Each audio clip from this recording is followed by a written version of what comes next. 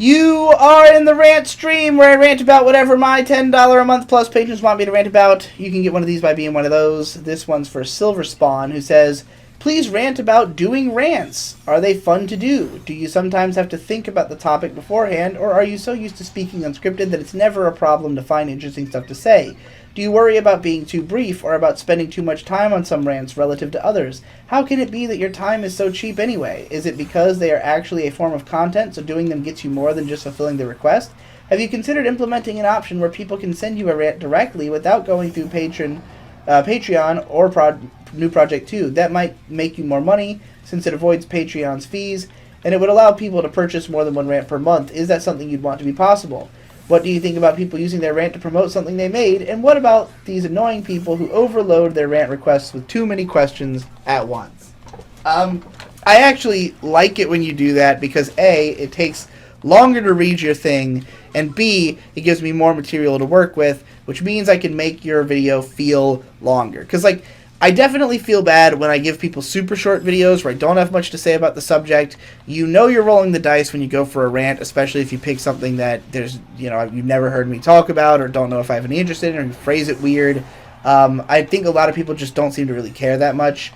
But I try to make them as long as I can get them to be, essentially, without getting boring or redundant. I tend to go until I think I've made a fair point, essentially, or represented everything I have to say.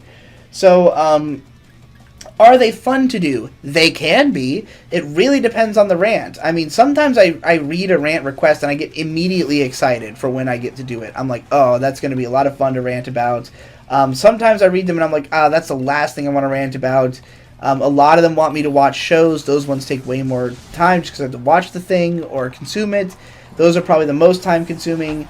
There are some that I get stuck on where I'll keep skipping it until the very end. Like, if I don't have an immediate answer, I'm not sure how to approach the answer, I'll just keep passing on it until I basically have to answer it or can come up with something. A lot of the time, I will think I have nothing to say, start talking, and come up with a way to spin it to last longer while I'm saying it. So that's always nice when that happens. But sometimes it's just like, I really don't have anything to say about this, so I'm going to do my best. I mean, I have in the past contacted people to ask them if they wanted to change their request because I had so little to say. How can your time be so cheap anyways? I mean, these rants only take 5 to 7 minutes or whatever. So I would say that $15 for 7 minutes is well worth it. Obviously, the metrics get skewed heavily when I start having to consume stuff for the rants.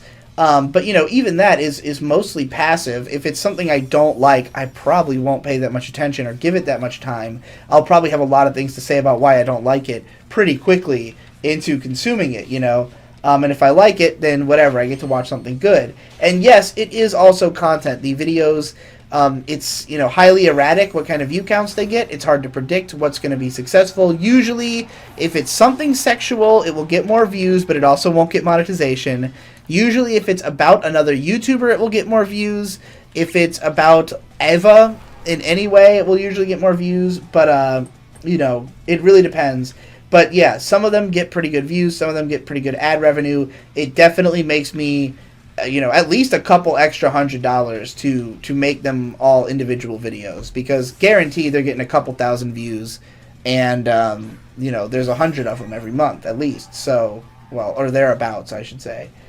So yeah, that is part of why they make money, and they are content in and of themselves. They answer some questions people might have. Even outside of the person who requested the thing.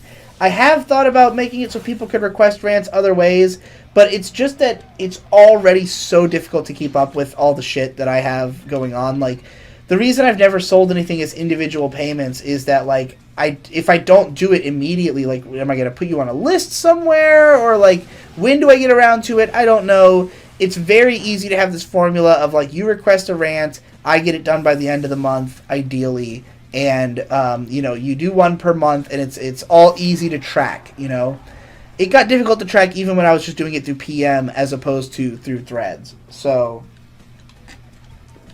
Yeah, that's the main reason I haven't done that. There have been people who requested me rants through other means, such as sending me money on PayPal, that I'm not sure if I ever did or if I remembered.